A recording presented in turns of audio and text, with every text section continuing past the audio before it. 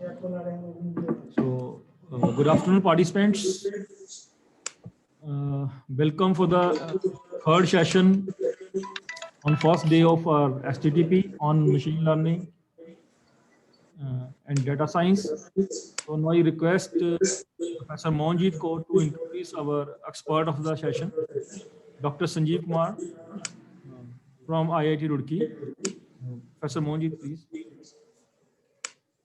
Good afternoon, everyone. So I welcome you all after the lunch break.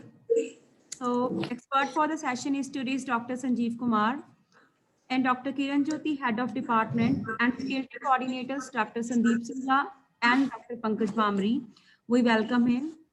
And I, Mohanjit Kaur, extend you all and a very warm welcome on the first day of STTP on artificial intelligence and machine learning with the data science. Today we are having with us Dr. Sanjeev Kumar, who is working as an associate professor with the Department of Mathematics in IIT Roorkee. He had been worked as a postdoctoral fellow in Everest Laboratory at the Department of Mathematics and Computer Science, which is in University of Padang in Delhi. His area of research includes the mathematical imaging, machine learning, and computational algorithms for the problems. He has published more than 70 research papers in reputed journals, book chapters, and international conferences. So we are very lucky to have Dr. Sanjeev Kumar and I, Mohanjit Kaur, working as a assistant professor in IT department, and all our faculty, our HOD sir and coordinators. Welcome Dr. Sanjeev Kumar for our special event today. And so now I request Dr. Sanjeev Kumar to continue to start the lecture. Yeah, so thank you, Professor Monjit, for nice introduction. I hope I am audible. Hello. You are audible. Yes, sir. Yeah, thank you. So, a very good afternoon to all of you. And in this talk, I will discuss about some dimension reduction algorithms in machine learning. First, I will discuss why we need to reduce the dimensions, and then we will take some linear approaches for doing it. So whenever you are having any doubt, any question, you can unmute yourself and ask your question. I will be happy to reply. And the same time request you that you can ask, don't hesitate in asking questions, so that it will be a interactive type of thing instead of one-way communication. So let me start with the motivation for this dimension reduction. So nowadays we are having big data around us, and these modern data having huge number of dimensions. Here what we mean by dimension. Dimension is number of features those you are using in your data. So for example, if you see the data from document image processing, or in document processing, you are having thousands of words and millions of bigrams. So if you consider each bigram as a feature, then you will be having millions of features for your document data. Similarly, when we talk about digital images, so when you take a very small image, let us say 200 by 200, so in that image you will be having 40,000 pixels. And if you process that image without any feature extraction or dimension reduction technique, by just assuming that each pixel is an attribute, then what you do, you have to play with 40,000 pixels, which is huge. Many of them are redundant. They are not making any use in your machine learning algorithm. So for example, if you take an image and in the image you are having an object, in that object you will be having some 1,000 pixels. So pixel surrounding a particular pixel will be redundant pixel, because they may have the same intensity value. Hence, it is always good to reduce those features or eliminate those redundant features before going to your machine learning classification. And similar reason we can give for bioinformatics data, like in genes data, or where you are having millions of polymorphism. So why these features are not, means why we need to do reduce the dimension. So there are many reasons. One of them, as I told you, you are having many redundant features, and those features can degrade performance of your machine learning algorithm. Another motivation for this is the visualization of your data. If you are having your data set in 2 dimension or 3 dimension, you can easily plot using any software, and then you can make some visual analysis from there about your data. However, when you are having, let us say, 10 dimensional data or 100 dimensional data, it is not easy to plot or to make any visual analysis. Hence, it is always good to reduce the dimension of your data set. Another aspect is, in terms of complexity theory, and when we talk about computational complexity, running time complexity, so running time complexity can be measured in terms of input. And when you are doing giving input, your data as input, then you will measure that complexity in terms of number of dimensions. Okay. And if dimension is more, certainly you have to put more computational efforts. So if the same job you can do using less dimension, why to give more, why to use more dimension? So all these are some aspects for this. And with that, let me take this toy example. So here I am having a data from 10 different cities, city 1 to city 10. And all those 10 cities are having 7 dimensions or 7 features: education, job opportunity, safety, all those. So all those are features. So here you are having this 7 dimensional data. And this data is numeric, even integer type values you are having, which is nothing. I have graded all these cities on a 10-point scale based on these parameters. So like, and the higher the value, the more better facility you are having for that particular parameter. So for example, here city 1 is having more better facility when compared to so yeah.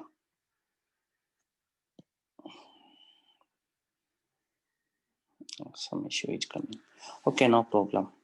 So for example, city 1 is having education 8 value, whereas city 6 is having value 2. So here you can say city 1 is having better facility, better education index facility when compared to city 6. So in that way, I am having this data set. Now what I need to do, I need to classify all these 10 cities into 2 different classes. One is good city for living, another one not good city for living. So just a binary classification. Okay. And then what I need to do, I am having this binary classification problem. So if I ask you, okay, I don't want to use these 7 dimensions, all these 7 features. I want to use only 6 features. So 6 features I want to use. I want to classify this problem using only 6 dimensions. So which feature or which dimension you would like to ignore? Any answer? Which one you can leave out easily without having any effect on your classification performance? Entertainment. Entertainment, yeah. Because if you see, entertainment column is having all same value. So whether you include it or do not include it, it will not make any difference in your classification accuracy. Because here we don't have any variation in my data. If I ask you, okay, instead of 6, I want to use only 4, then what are other 2 features?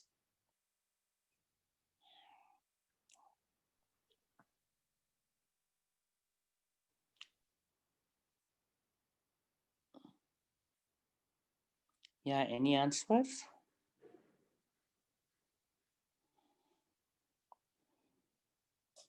Yeah, if I want to go from 6 to 4, then what you want to leave out? Connectivity or foods.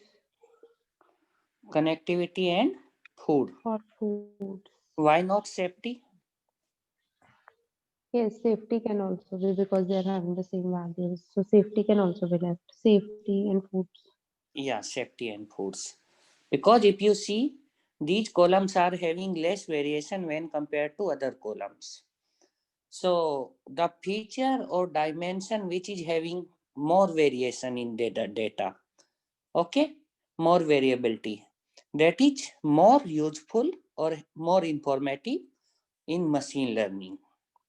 Hence, dimension reduction means suppose you want to come from some n dimensional problem to m dimension. So you want to use out of n feature, you want to use only 2 features. So that is why dimension reduction is more useful in machine learning.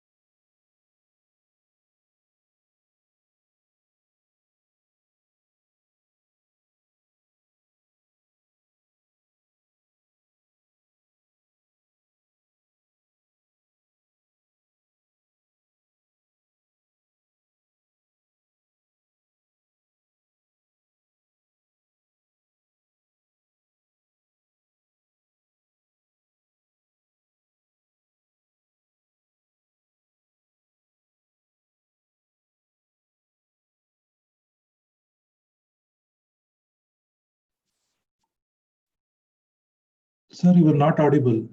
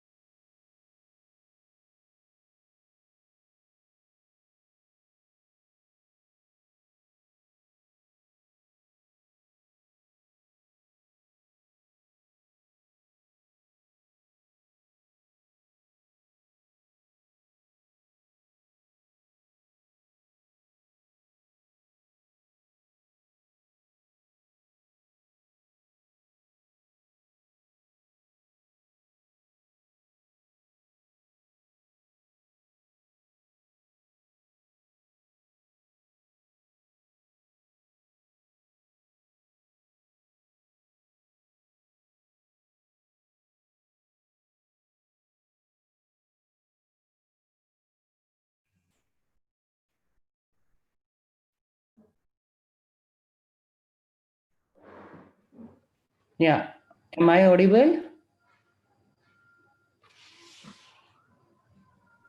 Yes, ma'am. Yes, sir. One second. Let me connect again. Sorry, just give me 2 minutes.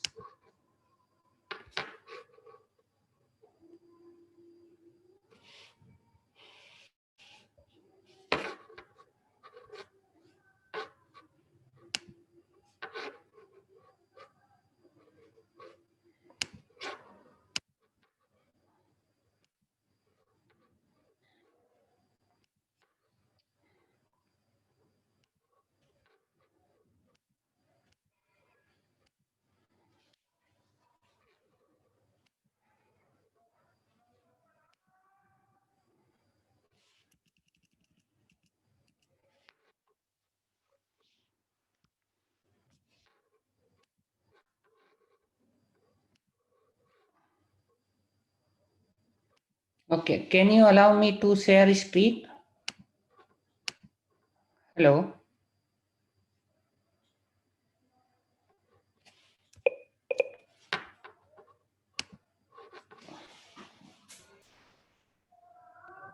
You are audible. Yeah.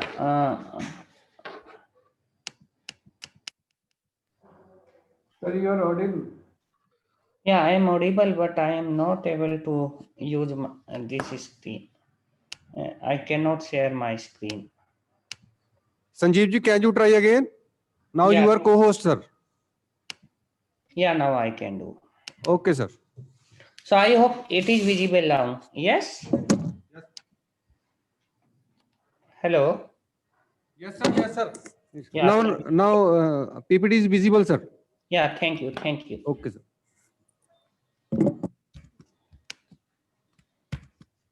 Yeah, so let me continue. Okay. So one of them is principal component analysis.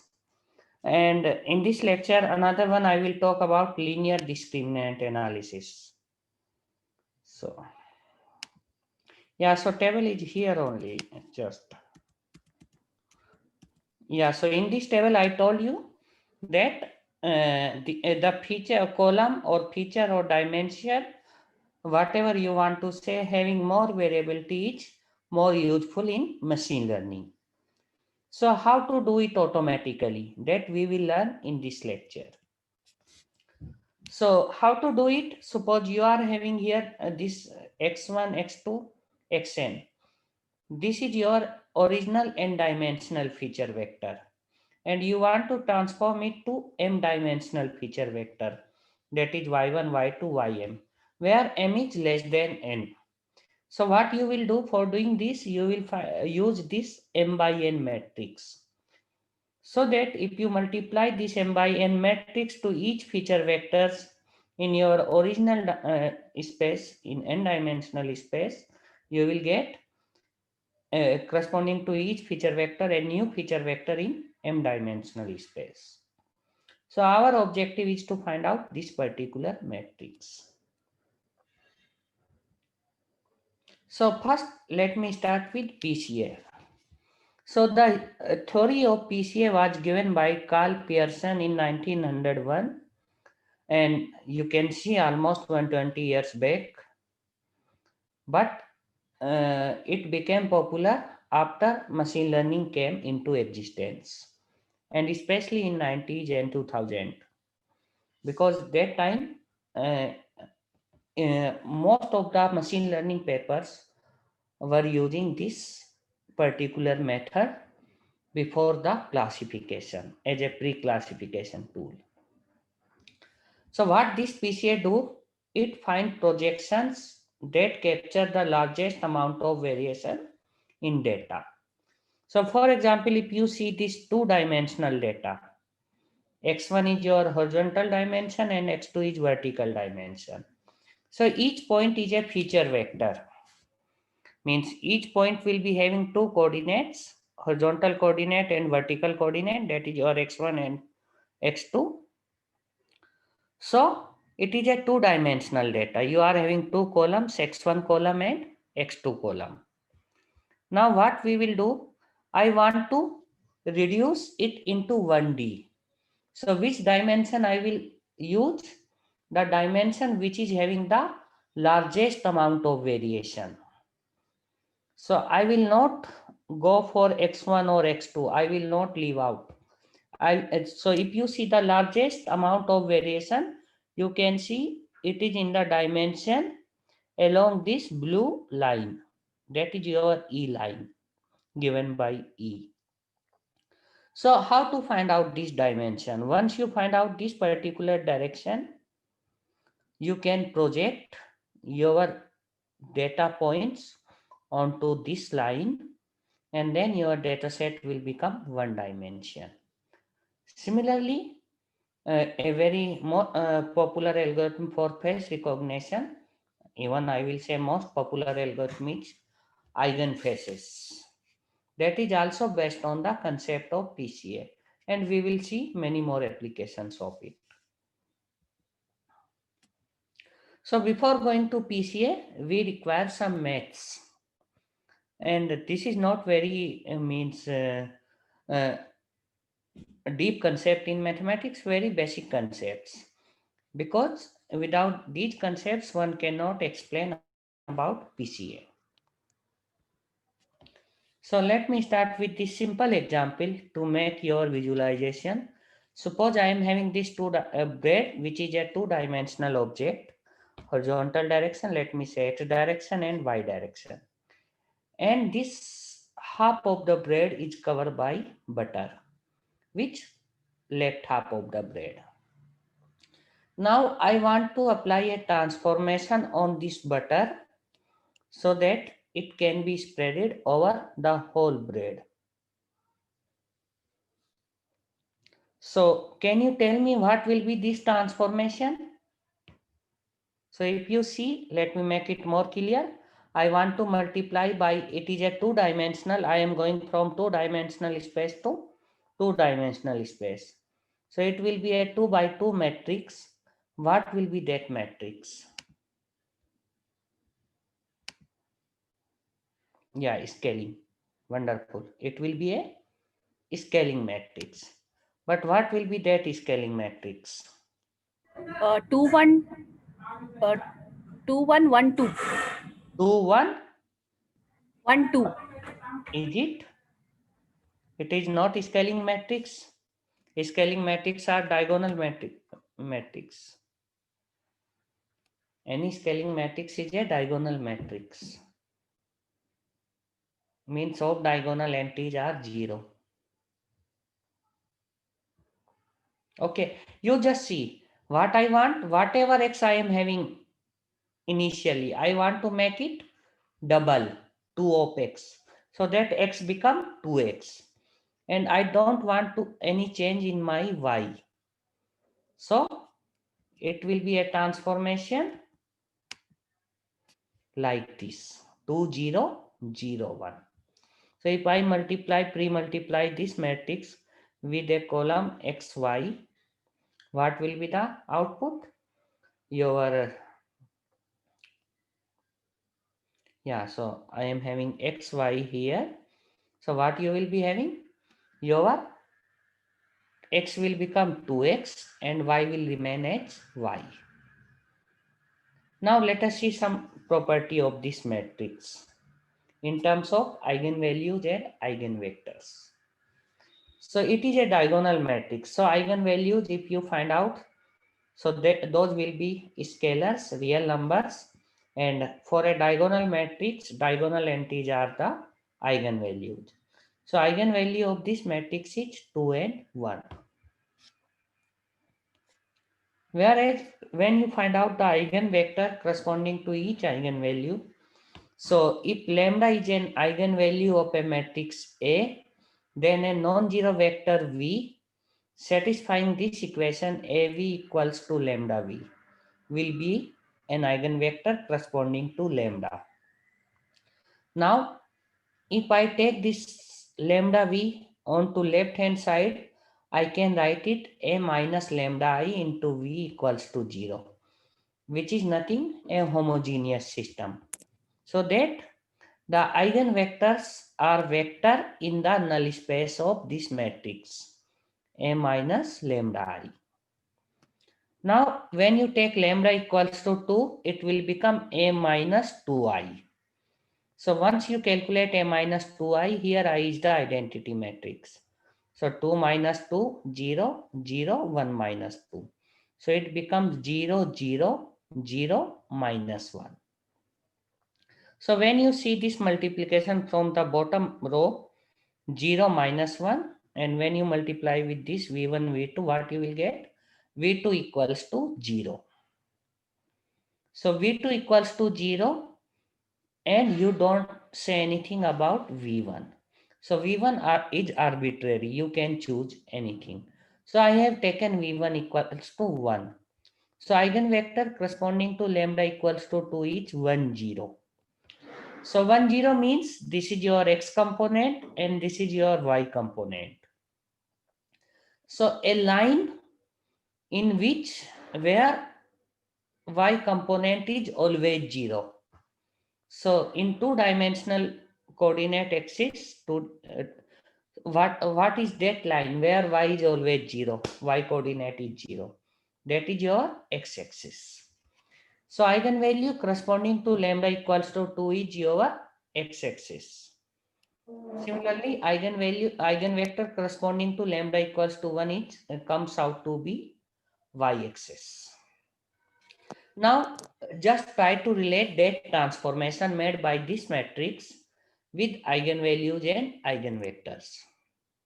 So if you see the transformation, it is making double scaling of a factor 2 along x-axis, and scaling means no scaling in the direction of y-axis. That is your vertical direction. And if you see the eigenvector, one of the eigenvector is x-axis, which is corresponding to eigenvalue lambda equals to 2. And another eigenvector is y-axis, which is corresponding to lambda equals to 1. So I can say the eigenvector is giving me the direction of change, and eigenvalues are giving me the amount of change. So if I apply a linear transformation or matrix, because both are same, on an object, then the change made made in the object by this transformation can be characterized by eigenvalues and eigenvectors. Eigenvalues are giving me the amount and eigenvectors are giving me the direction. Another example, just to make more clear this concept, because this is the base. If you if you are able to understand this, then PCLDA all is nothing. So here what I am having, suppose initially I am having this particular object. I have applied this transformation onto this object. Applying this transformation means this is a two-dimensional object. It will be having two-dimensional points. So at each point of this object, I apply pre-multiply by this matrix. So after applying this transformation, your object transform into this shape, the light blue color. Now, by just looking onto this transformation in the object, can you tell me the eigenvalue and eigenvector of this? In which direction I am having change? X-axis. This is x-axis. Y direction. Sorry, Z minus Z axis. Z axis. Yeah, anybody of you? Both direction. Both. Both x and y. But what is this? What is this line? Diagonal. It is going from origin. Yeah, going. This is, you assume, suppose this is origin 0, 0. Then what is this line? A line making 45-degree angle. linear,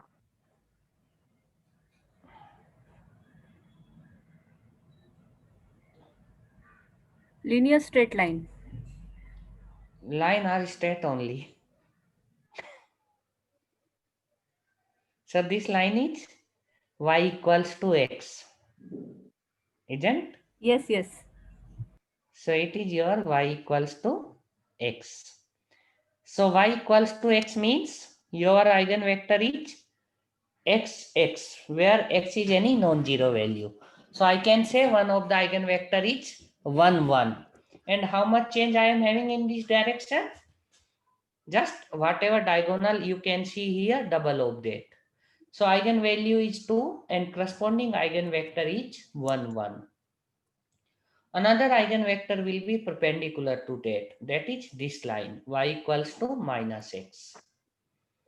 And y equals to minus x, no change in this direction. So in that way, I can characterize the change by made by the transformation using eigenvalues and eigenvectors. Some more thing, mean, that is average only. So if you are having n observations, let me tell you x1, x2, xn of a random variable x, then mean of that is given by just you add all those divided by the total number, that is n. And it is a measure of central tendency. Another important aspect is standard deviation. So standard deviation is a measure of variability, and it is square root of the variance. So mathematically, how you will calculate it? So suppose you are having a column, you take each entry of that column, subtract the mean of that column from each entry, take the square, add all those square, and divided by the number of entries in that column. That will become the variance. If you will take the square root, it will become the variance. So if I ask you, I was having that table where if I go there, let me go there. Yeah. So what is the standard deviation or variance in entertainment column?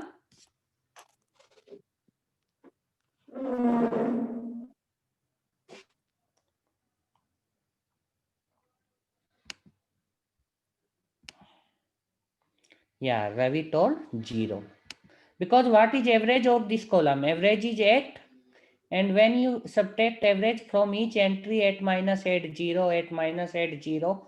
So it will become 0, 0 square will be 0. Yeah, Sonika, you want to ask something? Hence, no, sir. okay, hence variance is 0 or standard deviation is 0. So which feature or which dimension is more useful to me, which is having high standard deviation?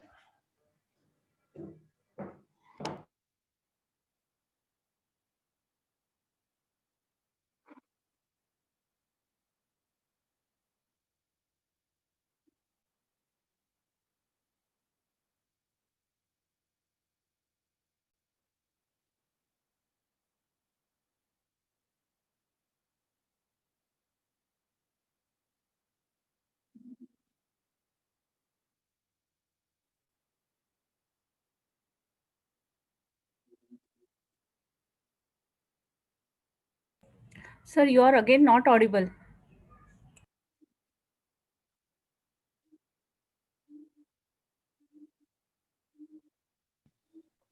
Yeah, so sorry. So standard deviation is 0. So which column is more useful to me, which is having more standard deviation? Okay, so let me go back there. So if you are having a single column, you can talk about mean and standard deviation. But if you are having more than one column, then what you need to do?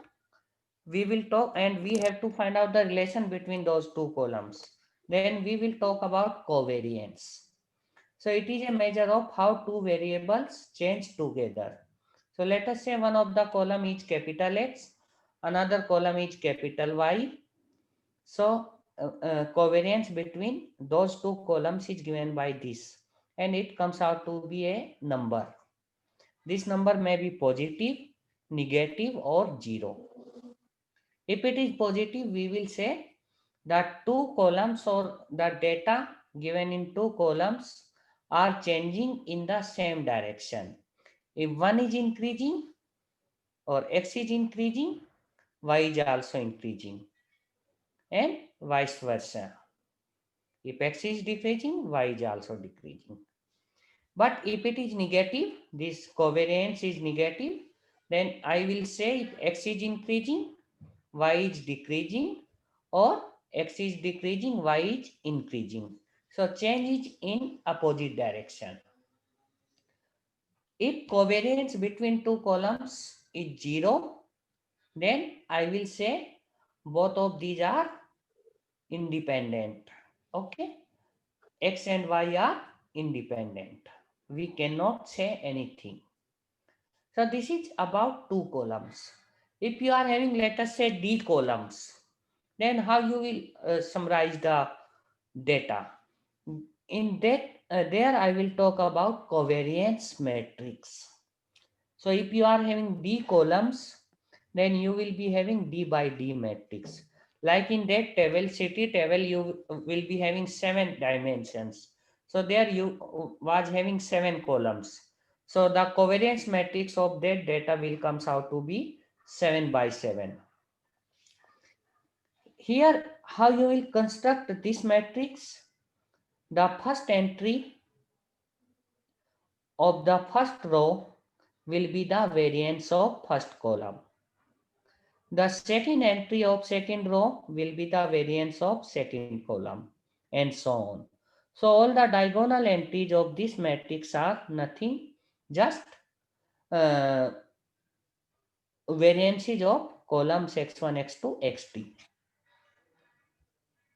This second entry of the first row is nothing, just it is, if you see in this matrix, it is an entry in first row, second column. So it is a covariance between first and second column.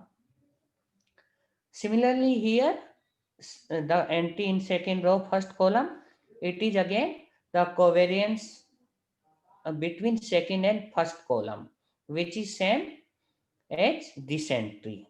So in that way, you will get this D by D symmetric matrix, which are having covariance and variances of different columns. Similarly, if you see the third entry of first row, it will be the covariance between first and third column, and so on. So in this way, you can make this entry and this particular covariance matrix. Okay. Yeah. So see this data. It is a two-dimensional data. X1, X2. So horizontal direction is X1 and vertical direction I am taking X2. If I see the mean of this, so mean will be a column vector where first entry will be, if you take the x1 coordinates of all these points and you take the average, that will give you 2. And this 3 is, you take the second coordinate of all those points and take the average. So mean is here 2, 3. So if you see 2, 3, 2, 3 will be somewhere here if you can see my cursor. So centroid of this data is somewhere here. So you are having more than 1000 points here. This is the covariance matrix of this data. Okay. So variance of first column means x1 coordinates, x1 column is 2. Variance of x2 column is 3. And what you can say about covariance between x1 and x2?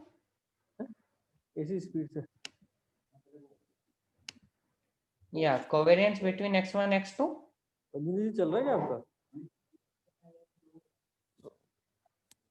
Hello.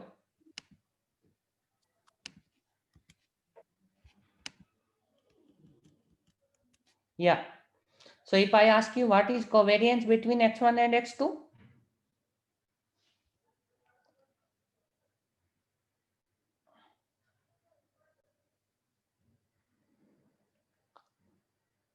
No answer? This entry is covariance between x1 and x2 and it is 0. So here x1 and x2 are independent of each other. You cannot say if x1 is increasing, so x2 or vice versa. Any questions so far? Hello? No, sir. It's okay. Yeah. Now here, just I have applied a transformation on that data and that data comes into this shape. Now, what is covariance? Mean and variances are same. Covariance becomes 0 to 2. Here covariance is 2. Now, if I ask you, okay, I want to, this is a two-dimensional data. I want to reduce it into one dimension. So which dimension you will choose? The dimension in which my data is having maximum variation. So what is that dimension?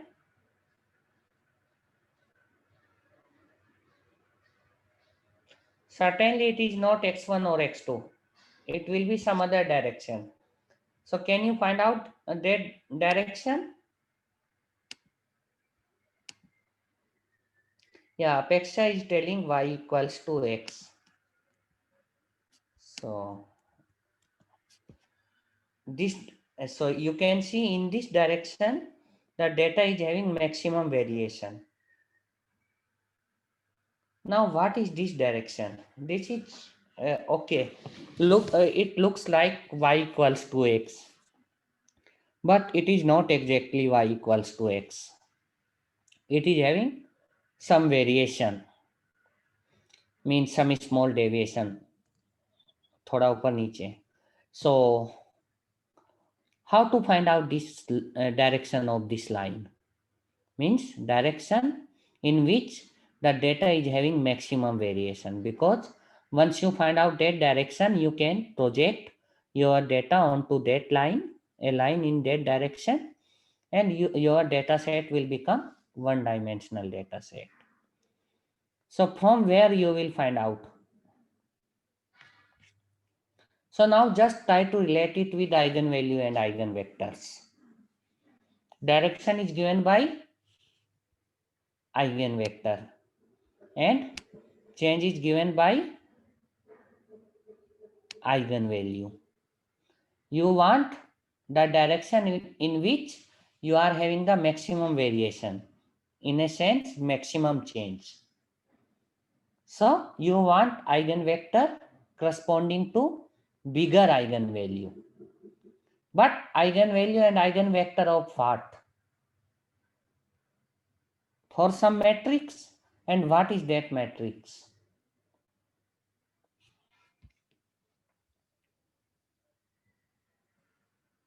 Yeah, what is that matrix? Anybody of you?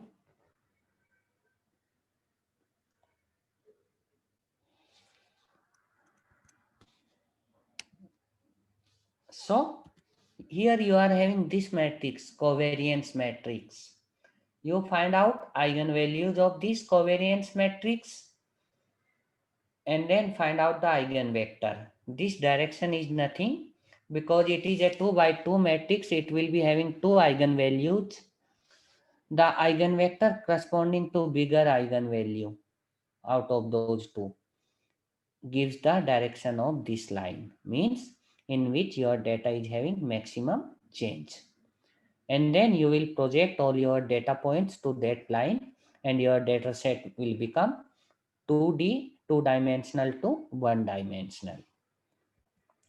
So if I calculate the eigenvalue of this matrix, eigenvalue comes out to be 0.43 and 4.56.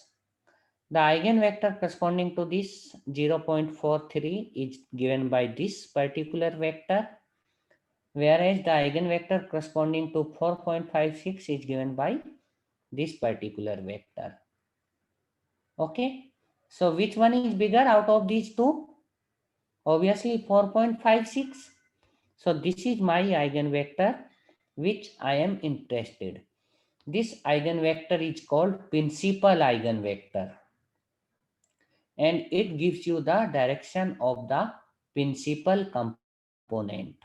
Means you take a line in this uh, corresponding to this direction and project your data onto that line.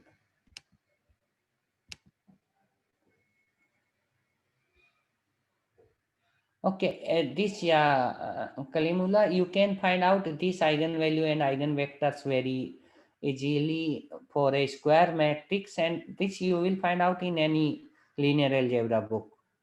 Okay, so if you are having a matrix A, then the determinant of A minus lambda I equals to A minus m lambda I put equals to 0, from where you will get an n degree polynomial, and root of that polynomial will be eigenvalues.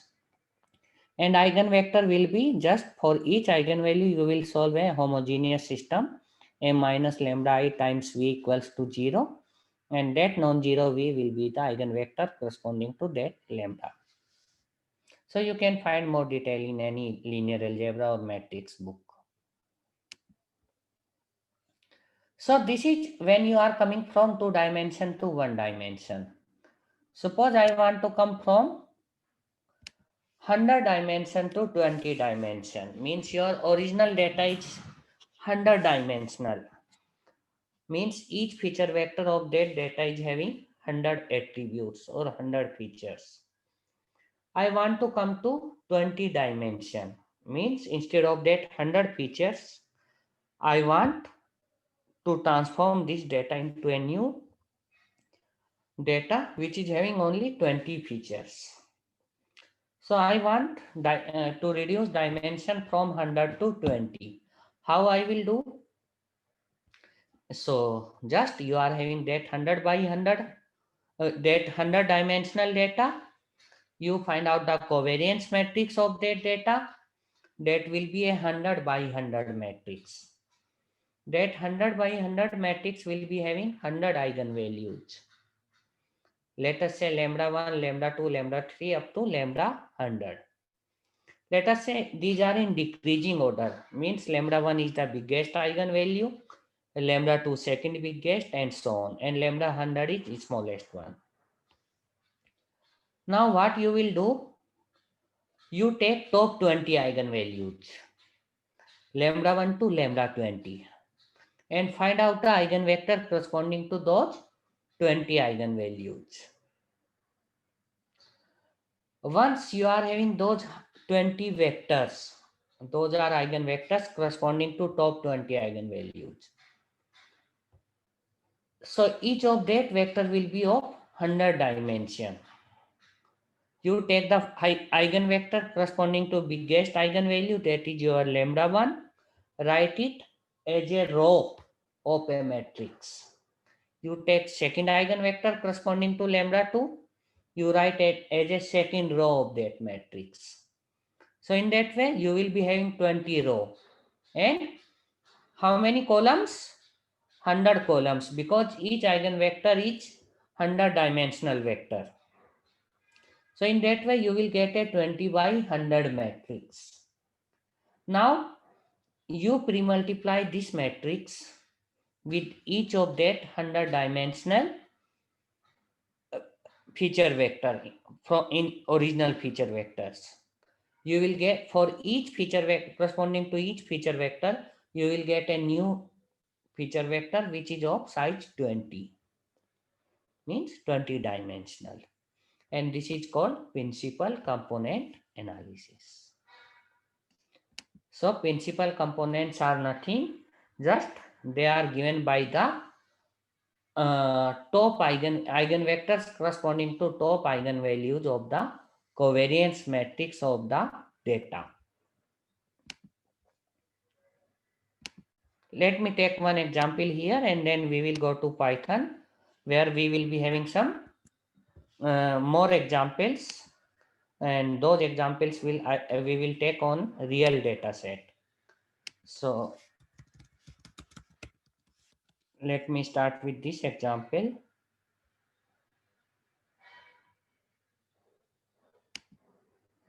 One second.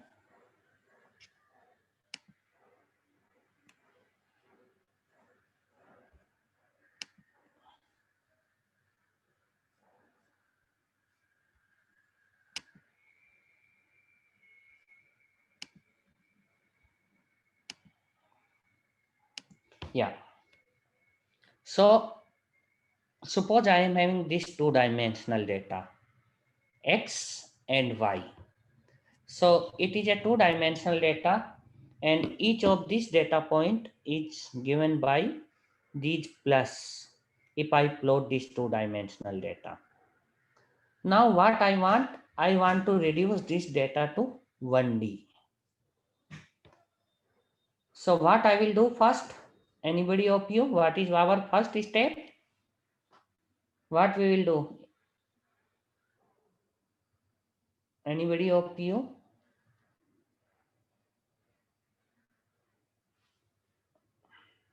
Yeah, some answer is coming. Wonderful. We will find out covariance matrix. Wonderful. So covariance matrix of this two-dimensional data I will find out. So covariance matrix comes out to be this one. So it will be a 2 by 2 matrix. So this is the covariance matrix. You can see this 2 by 2 matrix. What is next? In the next step, I will find out the eigenvectors and eigenvalues.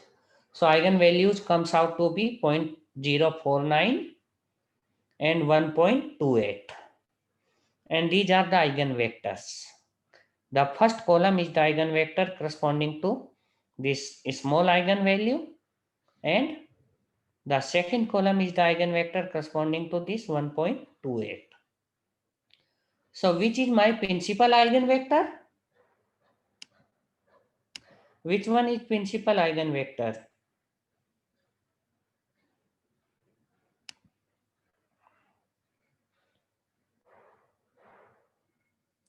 Yeah, corresponding to eigenvalue 1.28. So this is my principal eigenvector because it is the eigenvector corresponding to bigger eigenvalue. So now what I will do, I will project my data in the direction of this eigenvector. And once I project it, you can see here, this is the one-dimensional representation of my data. And how I have projected it, just I have taken the dot product, because here you can see each feature vector is having two components. Like first one is 2.5, 2.4, 0.5, 0.7. So I will take each of this vector and I will take the dot product with this particular vector, which is your principal eigenvector. So once I will do it, you will get this one-dimensional representation of your data. And this is principal component analysis. Okay, any questions so far?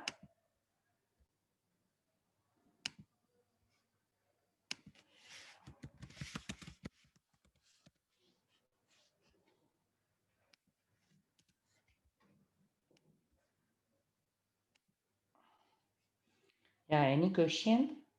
Anybody of you? Okay, if you do not have any question at this moment, let us see how to implement it in Python. Okay. So welcome to this. Yeah.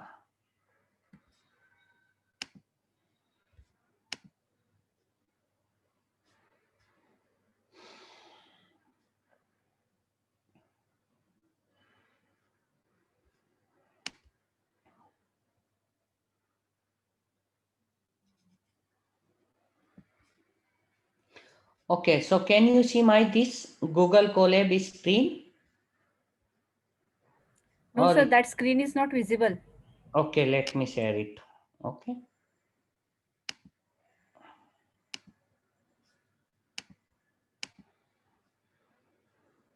Let me share this new screen.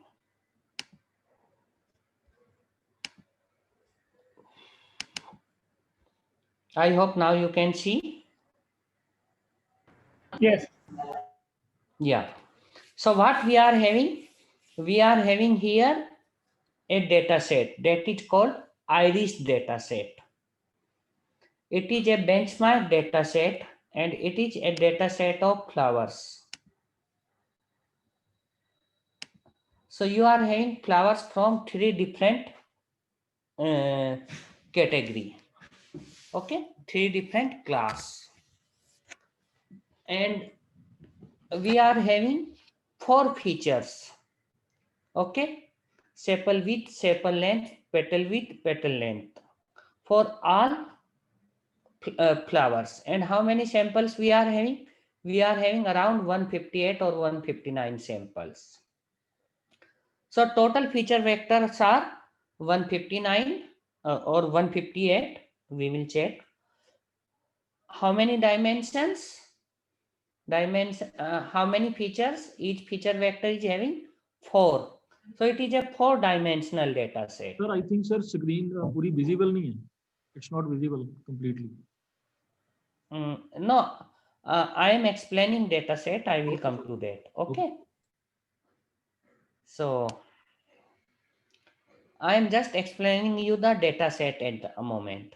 Then so that you will feel how to do it. Now what I do, since it is a 4-dimensional data set, 4 attributes, I cannot plot it. So what I will do, I will reduce dimension 4 to dimension 2 and then I will try to plot it. Okay, so and for that I will use principal component analysis. So in Python, what you can do, first I will upload, or I will I will upload this data set to my code. Yeah, so for this I will run this command. So from sklearn import dataset. So I am importing this dataset and I am loading this dataset. Datasets load iris and I am saving it into iris. So there are some already datasets are there in Python utility, in Python libraries. Those you can directly import in your code. Then if you run this command, iris.get feature names. So these are having 4 features: sepal length, sepal width, petal length, petal width. So it is having 4 columns, like you are having 158 samples and 4 columns. One column for sepal length, another one for this width, and so on. So it is a 4-dimensional data set. So wherever you are having any question, you can interrupt me. If you see this data, you can see my first row of this data is 5.1, 3.5, 1.4, 0.2. So what is the meaning of this? That for the first flower, for the first iris, sepal length is 5.1 centimeter, sepal width is 3.5 centimeter, petal length is 1.4 centimeter, and so on. So I am going in this way. And so forth, I am having 4 different. And then if you see the target, so these are iris target. So as I told you, these flowers are coming from three different species or 3 different class or categories. So I am saying those classes are 0, 1, and 2. So if you can see, these much patterns are coming from first category. These are coming from second category. And these many are coming from third category. So it is a balanced data set, means almost equal number of patterns are there from each class, more or less equal. It may happen sometime your data set is not balanced, means for one class you are having so many features, but for other class, so many patterns, but for other class you are having very few patterns. But it is not the case in this particular data set. So I hope now data set is clear to you. Now in the next piece of code in this, I am importing PCA in my Python environment. So again, from scikit-learn, you can directly call PCA. No need to calculate eigenvalue, eigenvectors, or all those. Just I explain those to make your understanding.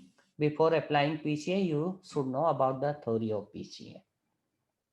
What actually PCA is. But when implementation point of view, you can directly import it. Like from sklearn.decomposition import PCA, import matplotlib pipe. Okay, so this is just for plotting purpose. Second, so now I am having this PCA. Now PCA equals to PCA, a number of component I am using 2.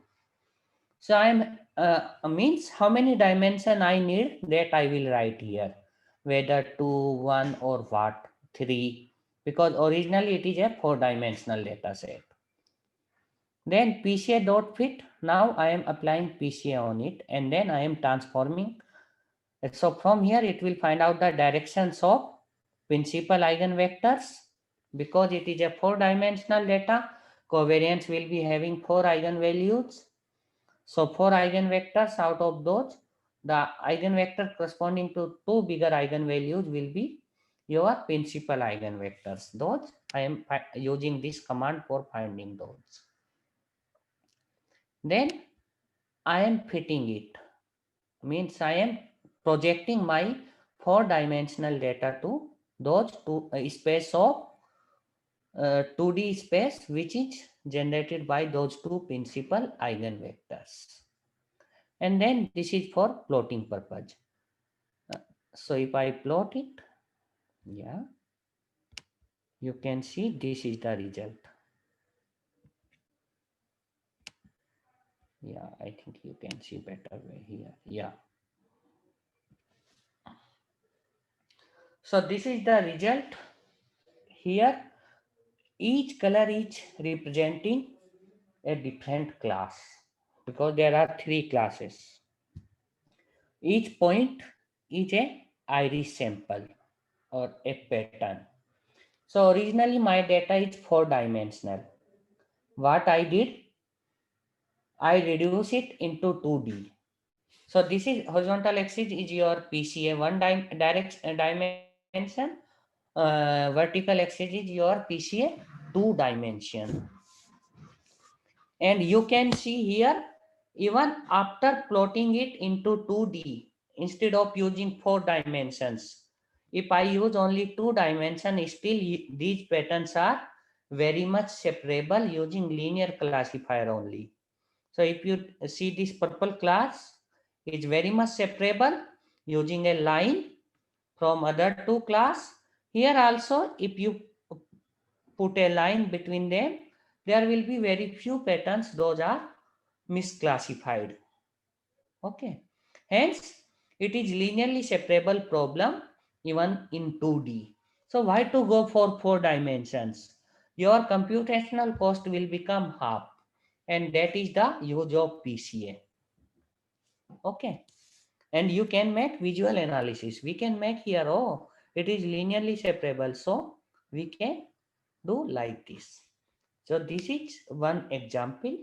Any question related to this? I will share this code with you. You can do by yourself on Google Colab. Yeah, any question? No, sir. Okay, so let me go to another example. So,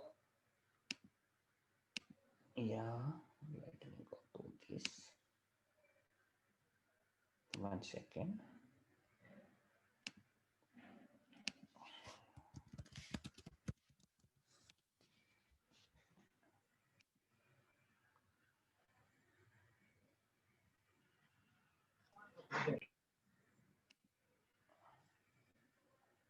Let me share another screen for another code. Yeah. So far what, so you can see new screen. Yes, Yes, sir. sir. Yes, sir. Okay, thank you. So far what we have done, we are paging that PCI is really very good. Okay, but it is not. Let me give you another example. Yeah.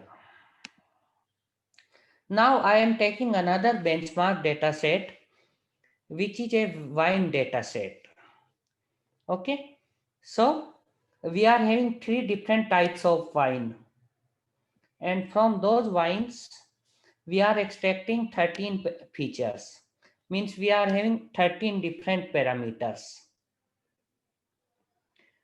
Now I am having those 13 different parameters for wine, and then so it is a 13 dimensional data set. What I will do, let me reduce it into 2 dimension and try to plot like we have done in case of iris, and let us see whether it is linearly separable or not. In original dimension, 13 dimensional, in original space, this data set is linearly separable. You can use linear classifier to classify this data. But let me check if I reduce dimension from 13 to 2,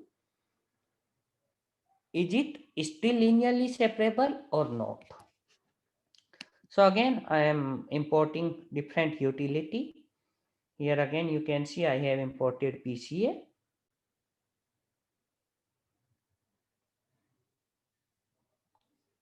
Okay. Then I am loading my data set. So now I am having this wine data set. And if you see here, these are different samples. So just I am looking here 7 to 10. So 7, 8, 9, 10. These samples. And you can see here, these are some. Okay. Out of 13, I am looking. So if I make it 1 to 13, you will visualize. Yeah. Yeah, so you can see malic acid, as all those are different parameters, proline, and so all those 13 samples you can see, 13 features you can see of this data. Let me transform it into data frame. Okay, then I have applied PCA on it. Like the earlier case, a number of component I am having 2. I am using only 2 components, and then I have transformed, and let me plot this data. Yeah. Oh, color are not coming. Okay, let me check here.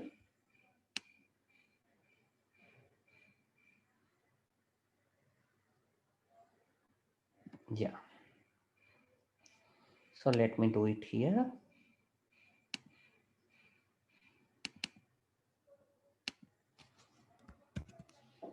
So here you can see this. So 3 classes, 3 types of wines samples are represented by 3 different colors. Is it linearly separable like the iris data set after applying PCA?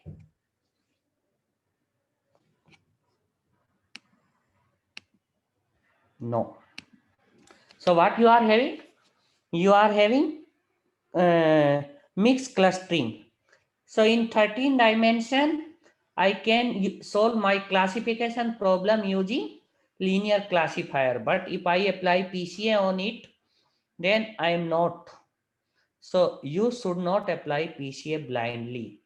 First, you make some analysis like this on your data, and then only, because if in 13 dimension you will apply the linear classifier, that is more computationally cheap when compared to applying a classifier for classifying such a mixed clustering data.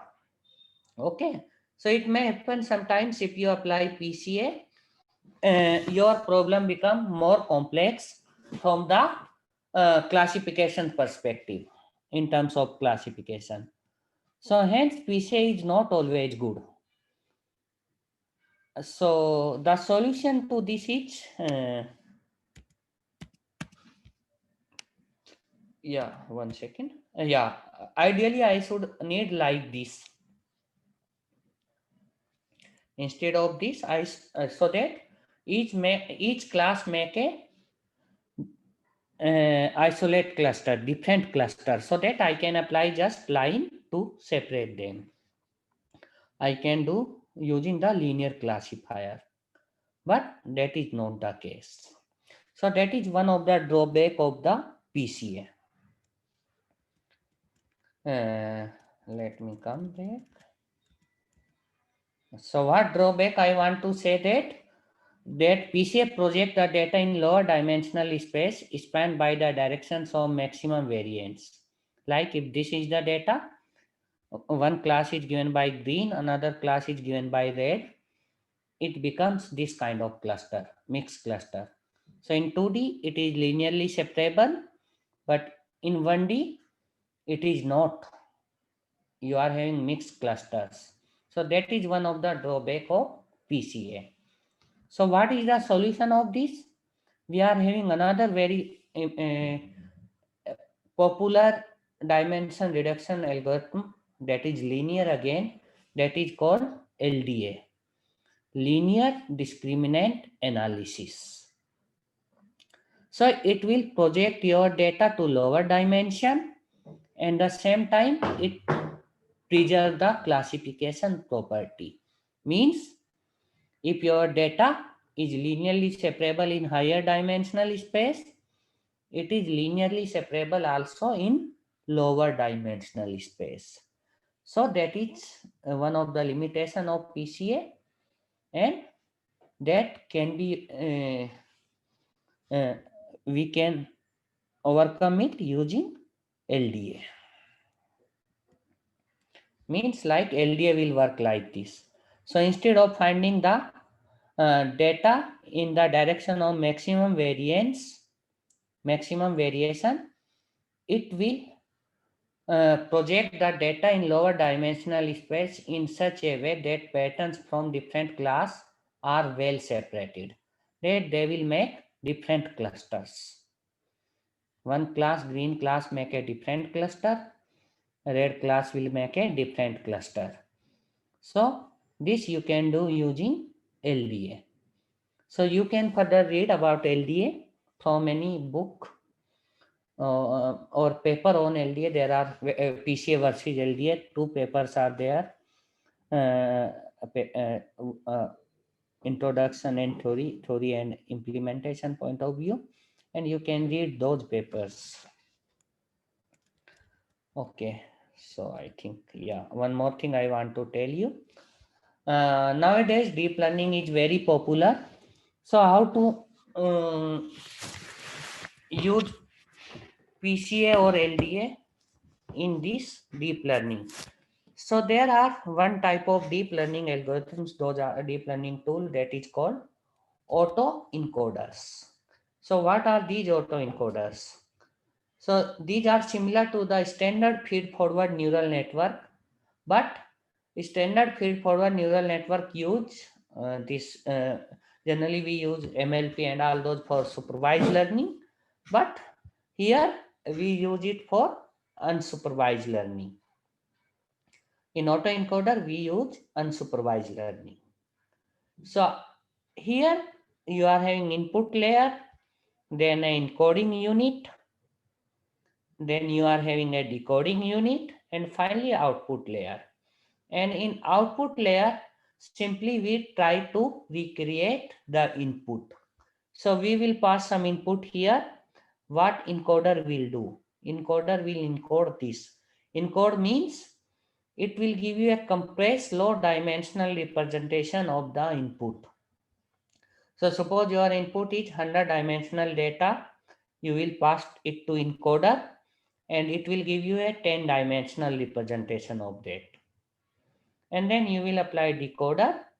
It will again take this 10-dimensional representation, and it will try to recreate again the 100-dimensional data with like the input, and difference between input and that reconstructed input, that is your output, we will define the loss function, and based on loss function we will try to fit the parameters of encoder and decoder. So they are autoencoders very much popular in many of the problems nowadays. Now my question is, yeah, some question is there. No. So now my question is, can you name an encoder to me? Do you know any encoder?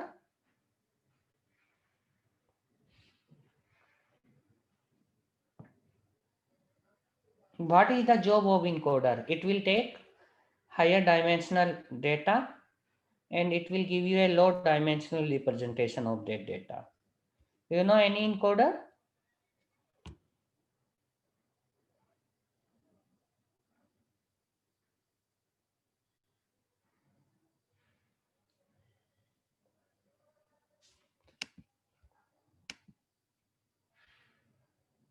BCD encoder.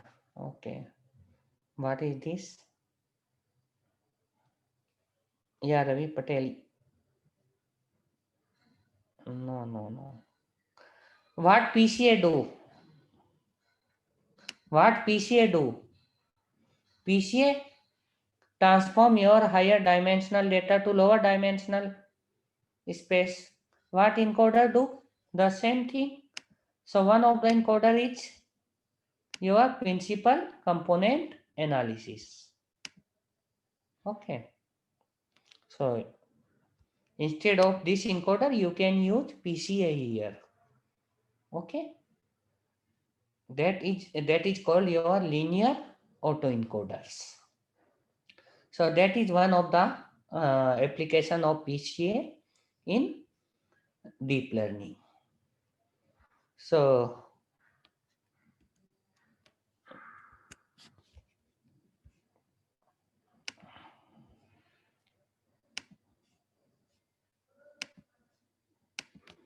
this is from my side. If you are having further questions, you can ask.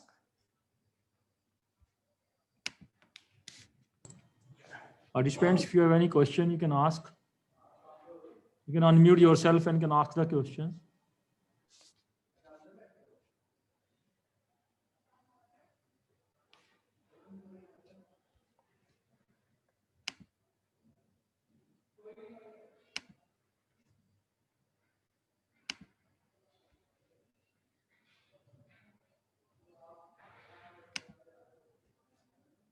Yeah.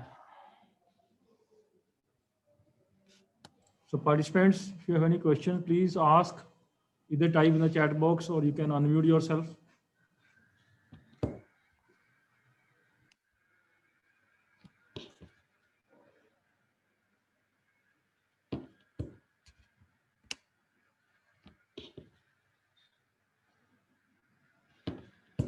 Okay, no problem. If you don't have any questions so far, you can connect me anytime by writing an email, and let me give you my contact detail.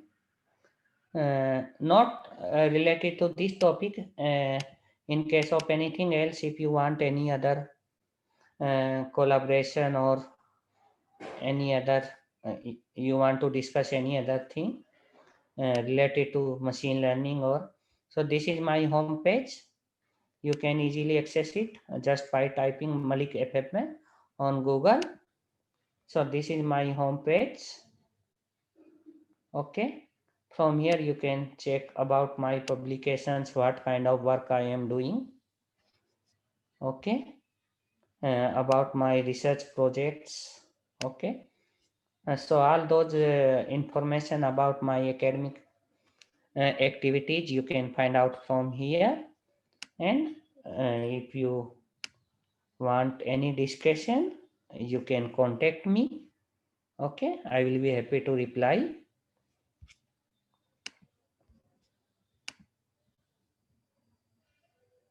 Okay, so that's all from my side. So there was one last question. Can we apply PCA to time varying data set? Okay, means you want to say temporal data set. Yes, sir. I think. Yes, yes. Yeah. For that we have to use other variants of it. Okay, other variants of it, because this PCA, whatever I told you in this class, in this talk, that is for static data set. Okay, but for time varying data set, for temporal data, you have to means we are having different other types of dimension reduction algorithm. Okay, sir. Thank you.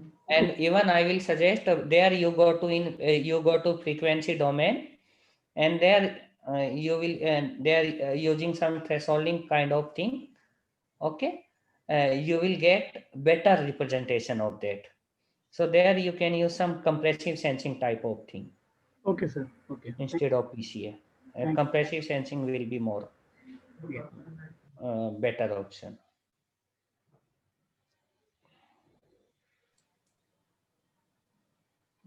Okay, sir. Thank you. Okay, so thank you very much. Thank you all of you. Okay, so.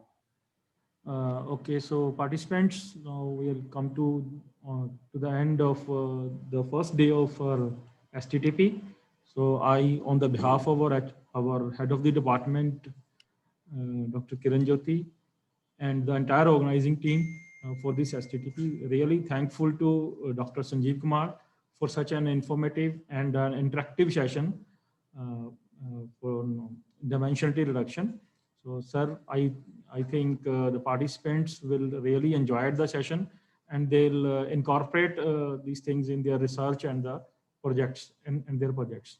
Thanks once again, sir. Thanks a lot. So participants will meet you tomorrow at again 9:30 a.m. for the second day. Okay.